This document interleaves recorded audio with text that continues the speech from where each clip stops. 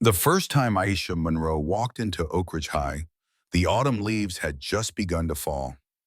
They fluttered past the polished windows and skittered across the front steps like whispers no one wanted to hear. Aisha's footsteps were nearly silent on the concrete, her shoulders squared beneath the weight of a backpack that seemed far heavier than it should have been. Not because of books, but because of memories. Of other schools, of other boys, of other silences. Oakridge was supposed to be different. At least, that's what her mother had said when they packed up the car and left the city behind. Clean start, she called it. Aisha didn't believe in clean starts. She believed in patterns, in the way people looked at you when you didn't belong, in the way their smiles never quite reached their eyes. She walked through the front doors just before the first bell. The main hallway stretched out like a freshly scrubbed showroom, lockers pristine, floors gleaming. Everything is too bright, too quiet. Eyes turned, conversations dipped, that just enough to let her know they were talking about her. A new girl, a black girl, alone. Aisha didn't flinch. She'd learned long ago how to navigate this kind of terrain. Keep your gaze forward. Keep your voice steady. Make no sudden moves. And whatever you do, don't let them see you sweat. Hey there, Aoi, a voice cut through the air like a knife through silk. She turned. A tall boy leaned casually against a row of lockers, his varsity jacket draped over broad shoulders like royalty. Blonde hair tousled, smile rehearsed to perfection. He was flanked by two others, less polished but no less dangerous. You lost, sweetheart? He asked with the confidence of someone used to the world rearranging itself around his needs. Aisha didn't smile. Just finding my way, she said. Name's Blake, he replied, pushing off the locker and extending a hand. Blake Voss, captain of the football team. I make it my business to welcome new faces. She didn't shake it. Aisha Monroe, she said, and I'm not a face. I'm a person. One of the boys behind him let out a low whistle. Feisty. Blake's grin didn't falter. Where are you from? Detroit, she answered. Ooh, big city girl. I like that, he nodded, stepping closer. We're a bit more traditional around here, old school. You'll see. His eyes flicked down and then back up in a way that made her skin crawl. That's nice, she said coolly, brushing past, but he moved with her, sliding in to block her path. Hold up, he said. I'm just being friendly. You don't want to make enemies your first week. I don't want to make friends either. The second boy chuckled. She's got a mouth on her. Aisha tightened her jaw. She'd seen this before. Different names, same script. The predator never believes he's being watched until it's too late. Blake leaned closer, lowering his voice like he was sharing a secret. I could be real good to you. You know, take care of yourself, like in the good old days. Aisha felt the hallway still. The students nearby pretended not to hear, but their silence was loud. I know exactly what you mean, she said, voice as sharp as broken glass. And I'm not interested. She stepped around him again. He blocked her again. You girl probably doesn't have many friends. Could use someone to show her the ropes. Get your arm down, she said softly but firmly. Or what? Blake sneered. You gonna report me? My dad's on the school board. Nobody's gonna take your word over mine. Then the bell rang. He finally moved, slow, deliberate, like he'd let her go on his terms. His friends followed smirking. As they disappeared into the crowd, she heard one of them say, She's gonna be fun to break in. Aisha stood still for a moment, her breathing even. Not because she wasn't angry, but because she couldn't afford to show it. Not yet. She pulled out her class schedule and walked toward first period. Other students gave her a wide berth, not from respect, but from uncertainty. Word had already begun to spread. The new girl had stood up to Blake Voss, and though no one said it out loud, she knew what they were all wondering. How long would she last? The second day at Oakridge felt colder, though the weather hadn't changed. Aisha stood at her locker, the numbers clicking in rhythm beneath her fingers. She focused on the lock, not the footsteps approaching, but she already knew who it was. Morning, beautiful. The voice curled around her like smoke. She didn't look, didn't need to. Sleep well? Blake Voss leaned his weight against the locker beside hers like he belonged there. Dream about me? She closed her locker and turned to walk away. He stepped with her. I brought you breakfast. He held out a banana like it was some kind of inside joke. Thought you might be hungry. Behind him, two of his friends snickered. Another leaned against the wall, arms crossed, smirking. Aisha didn't break stride. Hey, where are you going? I'm trying to be nice here. She didn't answer, just kept moving. The hallway was filling with students, but no one intervened. They never did. You know, Blake said, raising his voice slightly, most girls would be grateful for the attention. Blake Voss doesn't just talk to anybody. She muttered without looking back. Lucky me. He let her pass this time, but his voice trailed after her like a bad smell. Don't worry, she'll come around. They always do. By the third period, it had escalated. He was waiting for her outside chemistry class. Hey, Aisha. Small world, huh? He said, flashing that grin. Funny, we keep bumping into each other. You memorize my schedule, she said flatly. He chuckled. I prefer to think of it as fate. She brushed past him, jaw tight. His footsteps followed.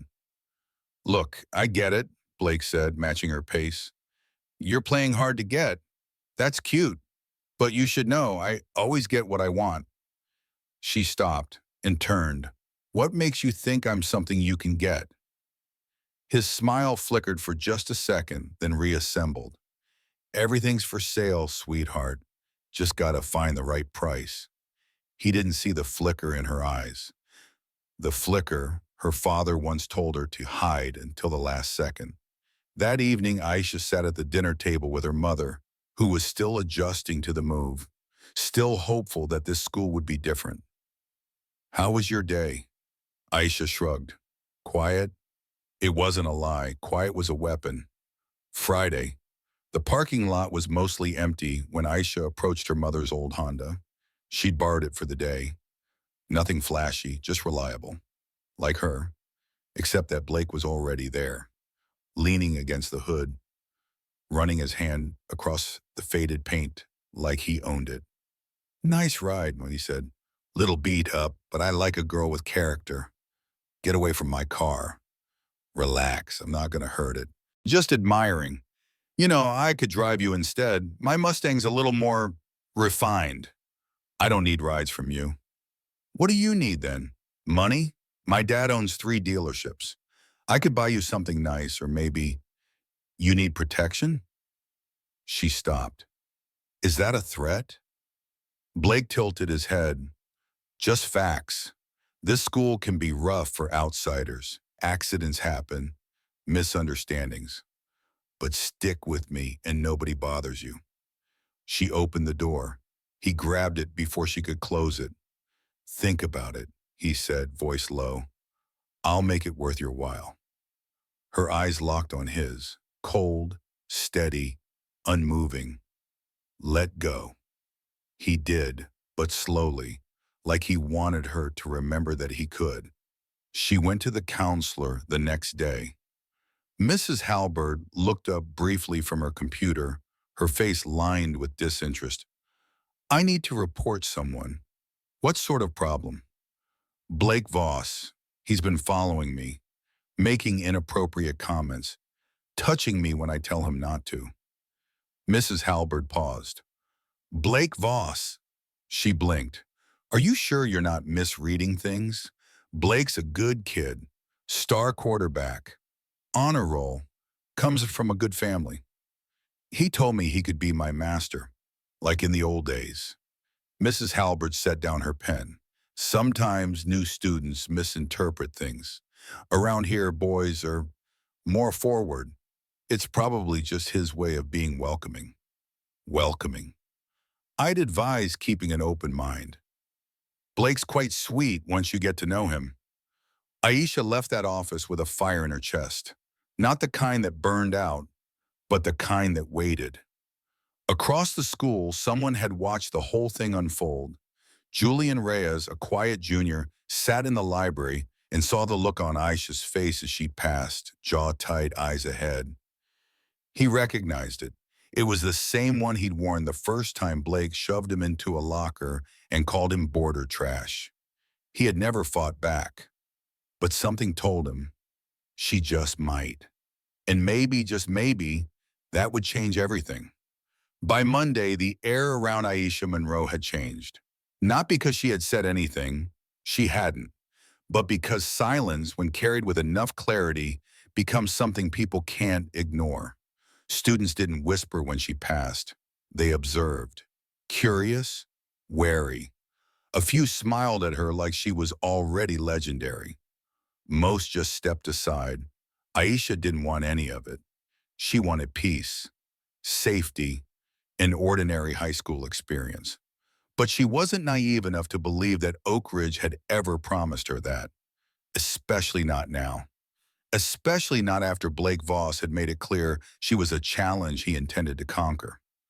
The second confrontation came behind the gymnasium. Aisha had stayed late to make up for a lab. The campus was mostly empty. Sun dipping low, sky the color of cooling metal. She rounded the corner and came face to face with him. Blake, waiting. His smile was absent now. In its place, something hungrier, less rehearsed. "You've been avoiding me," he said. "That hurts my feelings." "Good," Aisha replied, already stepping to the side. But he didn't move. "You think you're better than me?" She paused, his eyes gleamed. "Better than this place?" "I think I know exactly what I'm not," she said. "And that's yours." Blake's face twitched. "You should be careful with your tone. You should be careful where you stand." For a long moment, they simply stared at each other. Then he leaned in just enough for her to smell the arrogance. "You're going to learn your place," he whispered. Then he turned and walked off. But something in his posture told her he wasn't retreating. He was planning. That evening, Julian Reyes stared at the spreadsheet on his cracked laptop screen. 17 names, 17 students who had, in quiet corners and hushed voices, told him stories about Blake, about locker rooms, hallways, bathrooms, threats disguised as jokes, and touches passed off as accidents. He hadn't meant to start collecting them. It began with his own story. Then Ben told his, then Emma, then 3 more. Then it became impossible to ignore. And now, after seeing Aisha stand unshaken, he started to believe something dangerous. That maybe this didn't have to be the way things were. Tuesday morning, Aisha's locker was vandalized. Permanent marker. Black, heavy strokes. The word animal. It was written diagonally across the metal like a brand. Below it, a crude drawing, a collar and leash. Aisha stared at it for 3 long seconds. Then opened the locker without a word. Around her, students watched from the corners of their eyes. No one laughed. No one helped. But one person stepped forward. "Don't touch it yet," Julian said softly, holding up his phone. "Let me get a photo first." She glanced at him. He wasn't tall or loud, but something in his voice told her he knew exactly how this worked. "You doing a documentary?" she asked flatly. "No," he said, snapping the photo. "Evidence." There was a pause. The hallway buzzed behind them like bees trying to pretend they weren't stinging. Then she said, "Thanks." Julian hesitated. Then, "There are others. People Blake's messed with. Tired people." Aisha closed her locker. The insult was still there, staring back at both of them like a dare. "How many?" she asked. He handed her a folded sheet of paper. "There's more. That's just who's willing to talk, so far." Aisha unfolded the list. recognized one name, didn't recognize the others, didn't matter, because it wasn't just her anymore. That night she sat at the kitchen table again, but didn't touch her food. Her father, Malcolm, read her posture the way only a man who'd taught her to fight could. He sat down slowly. "Talk to me." She hesitated. He waited. So she told him about Blake, about the counselor, about the hallway, the parking lot, the word animal, and finally, about the names. When she was done, he said nothing for a long time. Then, "You remember what I told you the day you learned your first elbow strike?" She nodded once. "Don't start fights," she murmured, "but finish them if you have to." He leaned in. "It's not just about fists, Aisha. It's about what you fight for." She looked up. Her eyes weren't angry. They were clear. "I'm not fighting for me anymore." He nodded. "I know." By Friday, Oakridge High no longer felt like a school. It felt like a battlefield waiting for the first shot. The air was tense in the way nature warns of an oncoming storm. Silent, thick, expectant. Conversations between students grew shorter, more coded. Some walked faster in the hallways. Some looked over their shoulders. But most were watching her. Aisha Monroe didn't say much. She never raised her voice. But her presence, steady, upright, unbroken, was becoming louder than any rumor. She hadn't thrown another punch, hadn't responded to the messages taped to her locker or the whispers in the cafeteria. But she was doing something Blake hadn't anticipated. She was gathering. Behind the school gym, late afternoon sun splashed over cracked pavement and forgotten bleachers. It was here that Aisha stood quietly, a line of students forming in front of her, most of them kids no one ever noticed. Kids who walked with their eyes down. Kids who once flinched at Blake Voss's name. Now they were here, waiting.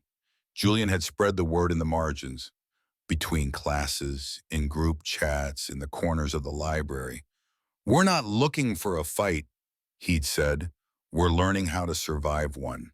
Ben, Emma, Terrell, even shy Benji Chen, who still wouldn't make eye contact but stood with his fists clenched tight. 17 of them now, all with stories, all with something to lose. "I'm not here to teach you how to win," Aisha began, her voice low but crisp. "I'm here to teach you how not to disappear." No one said a word. Blake and his people, they don't fight fair, so neither do we. You go for the throat, the knees, the eyes, whatever it takes to get away and keep moving. You don't swing first. But if they corner you, her eyes swept across the group, you finish it. The silence after her words wasn't fear, it was reverence. Meanwhile, Blake wasn't idle. He could feel the shift and it made him itch. The school no longer moved around him the way it once did. Students weren't laughing at his jokes as quickly. Girls weren't blushing when he walked by. And worst of all, people were making eye contact. He stormed into the locker room, jaw tight. "They think they're brave," he growled. "That freak and her little charity case army." "What do you want to do?" asked Connor, his ever-loyal shadow. "We send a message, remind them who runs this place." "Something public?" Blake's smirk returned. "Very." The plan came to life Monday morning. Aisha was halfway to her locker when she saw the crowd forming. In the center, a freshman boy, small, thin, and unfamiliar, was backed against the wall by two of Blake's recruits. Loud enough for everyone to hear, they taunted him, called him names Aisha hadn't heard since middle school. The boy looked like he might cry, but his eyes locked with hers, not pleading, just waiting. She moved. So did Emma, flanking her from the right. Then Terrell, Julian. They didn't run, they walked. The two bullies turned just as the group approached. Laughter faltered. The crowd held its breath. "Leave," Aisha said. One of them scoffed. "This ain't your business." The boy behind them whispered, "It is now." The tension snapped like a tight wire. A shove, a curse, a raised hand. And then Aisha stepped between them and didn't move. She didn't swing. She didn't yell. She just stared. And they backed off. Not because she touched them, but because everyone saw they couldn't shake her. That afternoon, Principal Halberd summoned Aisha to her office. "I've received reports that you've been instigating conflict," the woman said, folding her hands neatly. "I've been teaching students how to protect themselves," Aisha replied calmly. "That's not your place, Miss Monroe." Aisha met her gaze. "It became my place when no one else stepped in." Halberd frowned. "You'll cease these gatherings immediately, or there will be consequences." Aisha stood. "I know." She left without waiting to be dismissed. Outside, Julian was waiting in the hallway. "She tried to shut it down, didn't she?" "She did." Julian paused. "So, what now?" Aisha looked down at her bruised knuckles, then at the students beyond the glass doors who were starting to walk taller. Then she said simply, "We get louder." Tuesday came with rain, not the gentle kind, the kind that soaks the earth before a quake. Oakridge High was tense. Rumors whispered like wind between lockers. Students moved in packs now, some avoiding eye contact, others seeking it. Two sides had formed, and everyone knew it. Blake Voss had spent the weekend recruiting. Aisha Monroe had spent it preparing. At 9:42 a.m., between the second and third period, it began. A freshman girl, quiet, small, new, was shoved near the cafeteria entrance. Her tray was scattered. Milk spilled across her shoes. Three football players stood over her, sneering. Students froze. Then came the sound of footsteps. Dozens. Aisha, Julian, Emma, Terrell, Benji, and over 30 others behind them. No one spoke. The crowd parted like a sea. Aisha stepped forward. The tallest boy squared up. "What, now you're some kind of hero?" "No," she said. "I'm just not afraid of you anymore." And that's when everything shattered. Someone threw the first punch. It wasn't Aisha, but after that it was war. Books flew, backpacks hit the floor. Screams, footsteps, chaos. But it wasn't mindless. Aisha's people were protected. They blocked hits, pulled kids away, and broke up fights between strangers. They moved with clarity, not rage. They defended. Still it escalated. Hallway windows broke. A fire alarm was pulled. Sprinklers erupted. The school flooded, walls dripping, floors slick with water and mud and noise. Aisha fought like she was born for it. Every block, every step measured. She found herself face to face with Blake near the main entrance. Rain and sprinklers made the floor shine like a mirror. They circled each other, soaked, bruised. Blake lunged, she dodged, then struck, clean, sharp into his ribs. He faltered. "You ruined everything," he spat. "No," Aisha said. "I revealed it." Their fight ended with him on the floor, not unconscious, not bloodied, just beaten, because the school was watching, and no one came to help him. The police arrived 10 minutes later. Blake pointed. "That's her," he said to the officers. "She started all of it." But before anyone could move, voices rose from the crowd. "She was defending us. She stopped them. She's not the threat. He is." Students chanted her name as she was led away in cuffs, but this time there was power behind it, not pity. Outside, parents arrived. Reporters followed. By sundown, the videos had gone viral. 3 weeks later, Aisha stood in court. Blake's father tried to paint her as a gang leader, but her attorney, Daniel Chen, unleashed the truth. Videos, messages, screenshots. 47 students testified. Some cried. All stood tall. When the verdict came, the room held its breath. All charges against Aisha Monroe are dismissed. Blake Voss was arrested on multiple counts of harassment, battery, and conspiracy. Oakridge changed that day, and so did Aisha. Epilogue. Aisha walks the halls 6 months later, not alone, not feared, not famous, just respected. The school's new peer defense program bears her name. She leads it with quiet authority, teaching others what she once had to learn alone: how to stand when no one else will, how to fight without violence, and how to change everything by refusing to disappear. Final message. Self-defense is not violence. Silence is. When systems protect bullies, courage becomes the curriculum.